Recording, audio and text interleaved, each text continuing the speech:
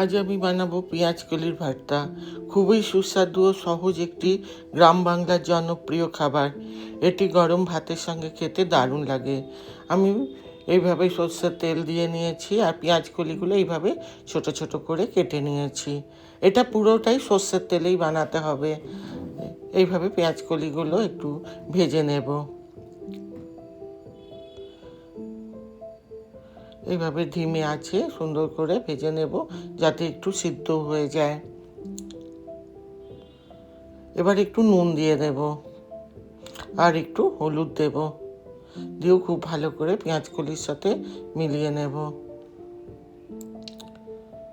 দেখুন পেঁয়াজ কলিটা অনেকটা কমে গেছে, নরম হয়ে গেছে।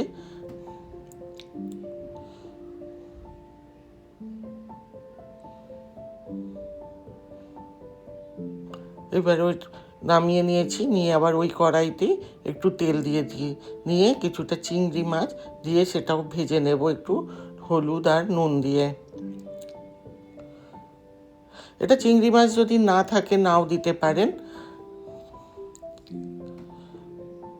এভাবে হলুদ নুন দিয়ে সুন্দর করে ভেজে নেব, যেন খুব বেশি কড়া করে ভাজবো না, যেন সামান্য একটু ভাজা হয় সেই মতনই ভাজবো চিংড়ি মাছগুলো। এবারে ওর মধ্যে একটু শুকনো লঙ্কা, কাঁচা লঙ্কা দেবো। ঝালটা যে যার পছন্দের মতন দেবেন, একটু ঝালঝালি এটা বেশি ভালো লাগে।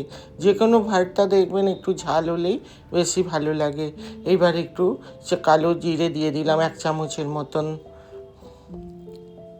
দিয়ে একটু বেশি করে রসুন দিয়ে দিয়েছি। রসুনটা লাল করে একটু ভেজে নেব, দিয়ে যে ভাজা পেঁয়াজ কলিগুলো চিংড়ি মাছের সাথে ভালো করে আবার মিলিয়ে নেব।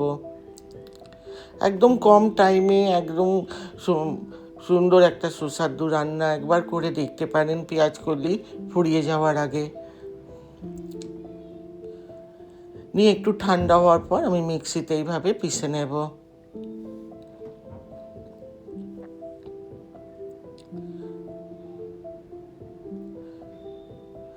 দেখুন এইভাবে পিষে নিতে হবে।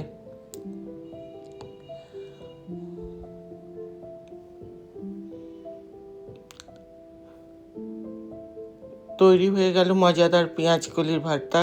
গরম ভাতের সাথে পরিবেশন করুন এবং উপভোগ করুন ঘরোয়া স্বাদ। আর ওপর থেকে আবার একটু কাঁচা সর্ষের তেল দিয়ে দেবেন। এইসব জিনিসে যেমন ভর্তা বা পোড়ায় এইসব একটু কাঁচা সর্ষের তেলের গন্ধটা খুব সুন্দর লাগে। ভালো থাকবেন, সুস্থ থাকবেন, আবার দেখা হবে।